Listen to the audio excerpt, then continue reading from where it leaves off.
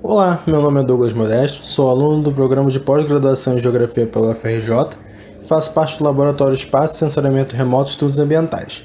E o tema da minha pesquisa é o desenvolvimento do Programa Espacial Brasileiro e as potencialidades geoestratégicas para o século XXI. Esse trabalho está sob a orientação do professor Rafael Barros, com a ajuda da professora Carla Madureira, e é a pesquisa que eu pretendo desenvolver durante o período em que eu estiver cursando o mestrado. É importante ressaltar que, como eu ingressei recentemente no PPGG, a pesquisa ainda se encontra em fase inicial. A essência do trabalho gira em torno da relação do Brasil com o espaço e do espaço com o Brasil, o que aconteceu no passado, o que vem acontecendo no presente e o que pode acontecer no futuro. A ideia de estudar o Programa Espacial Brasileiro vem da possibilidade de abordar o esforço nacional em relação à indústria e ao setor espacial, mais especificamente do desenvolvimento, da criação, produção e utilização de geotecnologias no país. Geotecnologias essas que, de acordo com FITS, são as tecnologias que são relacionadas às geociências e contribuem para o processo de desenvolvimento, planejamento, gestão e manejo da estrutura do espaço geográfico. Atualmente, são considerados os exemplos mais comuns de geotecnologias os satélites de observação, VANT, estações de coleta e transmissão de dados, os softwares e etc. Mas para esse trabalho, tratando-se de programas espaciais, a abordagem vai ter uma vista mais ampla em relação às geotecnologias, até porque os programas não são restritos apenas ao envolvimento com o sensoriamento remoto e o geoprocessamento. Por exemplo, os satélites de posicionamento, de transmissão e de meteorologia e suas redes também são equipamentos diretamente relacionados com a gestão do espaço geográfico. E tendo isso em mente, o próximo passo vai ser tratar do vínculo dos diversos usos desses objetos e desses sistemas com a prática da geopolítica e da geoestratégia no país.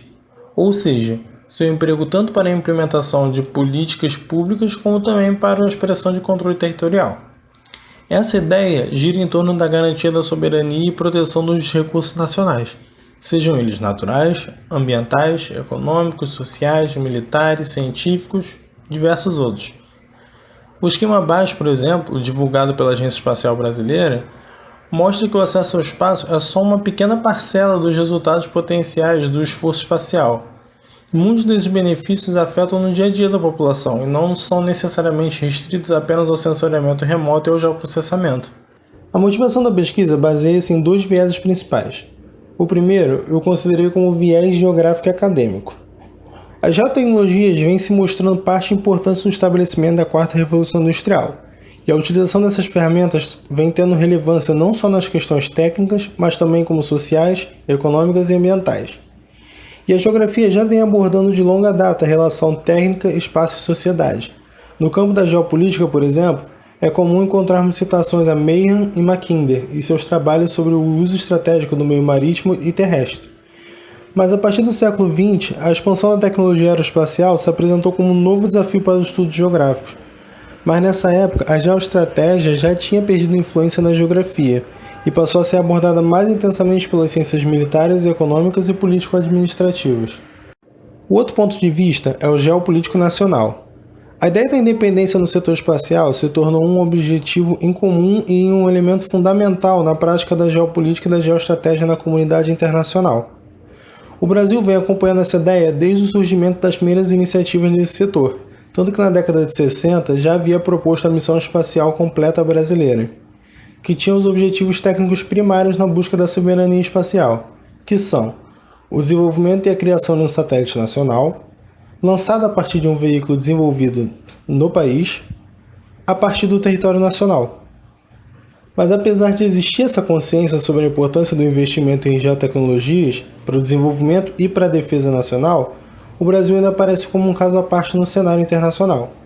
Quando pegamos os países do mundo mais favorecidos em relação aos pilares geoestratégicos, sociedade pela população, território pela área e economia pelo PIB, a gente pode ver que o Brasil faz parte de um grupo com apenas 5 países, que não são países comuns. Tanto que nesse grupo a gente pode encontrar a maior potência contemporânea, que são os Estados Unidos, e os BRICS originais, a Rússia, a Índia, a China e o próprio Brasil. Porém, quando a gente pega e compara a atuação e os resultados obtidos por cada um desses países, a gente pode ver que existe uma diferença enorme. Dos tópicos citados pela Missão Completa, por exemplo, todos os países desse grupo possuem satélites com desenvolvimento próprio. Porém, nem todos possuem veículos lançadores próprios, e nem base de lançamento orbital no próprio território. Isso são apenas as ideias básicas, porque a indústria espacial já está muito mais evoluída do que isso. Que se a gente levar em conta os voos espaciais tripulados, a criação ou participação em programas de estações espaciais, ou mesmo missões científicas para outros corpos celestes, a situação fica ainda mais alarmante. O que a gente percebe vendo a situação brasileira é um verdadeiro vazio, onde a gente está vendo cada vez mais agentes estrangeiros surgindo e se desenvolvendo ao nosso redor, apresentando cada vez mais serviços, enquanto o Brasil encontra-se estagnado num ritmo bem menor. Nesse mapa, por exemplo, a gente pode ver a disposição das bases de lançamento orbitais, não só fixas, como também móveis, que são utilizadas pelos países que eu mencionei anteriormente. Que a gente pode ver aqui que não são só as bases, os centros de lançamento, mas também o lançamento aéreo e o lançamento marítimo, que são tendências que aconteciam no passado e que vêm ressurgindo atualmente. E apesar do Brasil estar numa posição privilegiada para o lançamento, não há nenhuma dessas bases ou serviços de lançamento orbital no nosso território, pois nossos centros não realizam esse tipo de lançamento. Eles são utilizados ainda para lançamentos suborbitais de foguetes de sondagem, mas ainda não têm capacidade de lançar satélites em órbita. Agora os objetivos. O objetivo principal do trabalho vai ser compreender como se deu e como vem se dando a inserção das geotecnologias no cenário nacional, e tendo isso em mente, abordar como elas influenciam na atual realidade geoestratégica do Brasil. Para isso, os objetivos específicos propõem abordar o caso partindo de uma escala internacional para nacional e de um recorte temporal do passado para o futuro. O primeiro objetivo será compreender o padrão de desenvolvimento de países semelhantes ao Brasil, aqueles que eu disse anteriormente, para poder comparar as iniciativas e as participações de cada um deles no cenário da exploração espacial. O segundo, já em escala nacional, propõe reconhecer os agentes internos de maior influência no setor espacial, seja pelo uso das geotecnologias ou por sua produção, desenvolvimento e etc. Por fim, discutir a posição do Brasil nos atuais e nos novos processos de desenvolvimento da indústria espacial. Partindo para a operacionalização, a parte conceitual será pautada em 3 concepções principais. O conceito de sistemas e objetos geográficos do Milton Santos, que servirá para caracterizar os elementos provenientes do setor espacial e seu papel como elementos transformadores e condicionantes do espaço e das ações. O conceito de geopolítica e geoestratégia do Pedro Corrêa, que eu exibi no começo da apresentação, que será utilizado como ideias justificadoras dos planos e ações dos agentes envolvidos. E, por fim, as ideias de poder, progresso e prestígio, que são conceitos originalmente das relações internacionais e são abordados por Sadelir e Al-Rodan, que vão ser utilizados para abordar as motivações e dinâmicas e relações entre os agentes que eu vou citar, todos relacionados às geotecnologias. Passando para a parte operacional, o trabalho será dividido em 4 partes, as 2 primeiras tendo um caráter mais introdutório e as demais tratando da parcela do desenvolvimento e da conclusão da pesquisa. A primeira parte irá tratar sobre o poder e a tecnologia no espaço geográfico, ou seja, a relação entre a evolução da técnica e a geografia, o poder espacial e a transformação no espaço geográfico. Também será abordado o início da utilização do espaço exterior e o surgimento das tecnologias espaciais, os primeiros tipos e usos de satélites e os processos de transformações técnicas, sociais e geopolíticas acarretados pelo surgimento dessa indústria. A segunda parte vai avançar um pouco mais no tempo e abordar o período do século XX em que o setor espacial já está estabelecido, e assim tratar do processo de democratização do espaço. Isso inclui o surgimento de agências espaciais em países considerados periféricos no sistema internacional vigente na época, bem como a expansão do viés científico em relação à utilização do espaço exterior. Já a parte 3 começa a abordar o ponto principal da pesquisa, que é o esforço espacial brasileiro, desde o surgimento das primeiras iniciativas, como é o caso da Missão Espacial Completa, até os dias atuais, abordando os resultados e as conquistas alcançadas até então, o desenvolvimento em relação aos demais países com características semelhantes, a utilização de geotecnologias no cenário atual e quais são os agentes mais envolvidos nesse setor. Por fim, a última parte vai tratar do recorte temporal do presente para o futuro. Isso é, o que se esperar do Brasil para as próximas décadas? Nessa parte, a pesquisa vai abordar os projetos que atualmente vêm sendo considerados pelos agentes nacionais e nas novas tendências da comunidade internacional. Isso inclui o New Space, que é a utilização de micro e nanosatélites, sendo individualmente ou em constelações, que vem sendo utilizado para diversos tipos de atividades atualmente.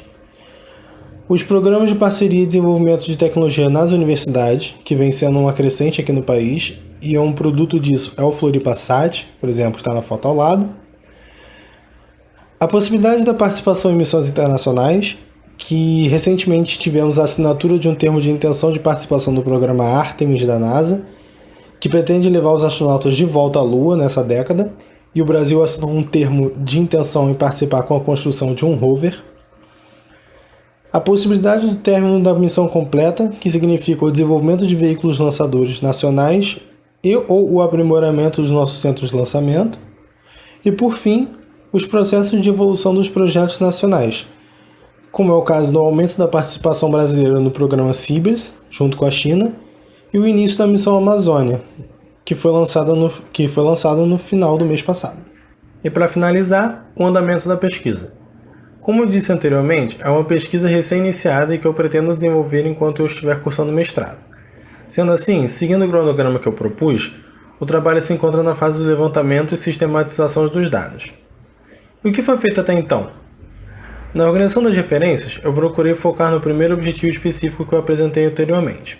Dessa forma, as primeiras bibliografias que eu venho pesquisando são sobre as atividades exercidas pelos países que eu vou fazer a comparação durante o trabalho e fazer um levantamento de quais ferramentas eles têm disponíveis. Além disso, também muito importante, quais são seus objetivos e suas pretensões para a exploração espacial.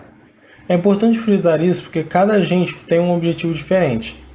E fazer uma comparação direta sobre ferramentas, sobre equipamentos, sobre disponibilidade de recursos é, de certa forma, injusta, já que cada um tem um determinado objetivo, cada um tem uma pretensão diferente. A legislação nacional em relação ao espaço e o direito espacial internacional também são tópicos que eu venho procurando dar um foco. E, por fim, a história do Programa Espacial Brasileiro, que vai ajudar a estruturar as informações numa escala temporal. E é basicamente isso. Obrigado por assistirem.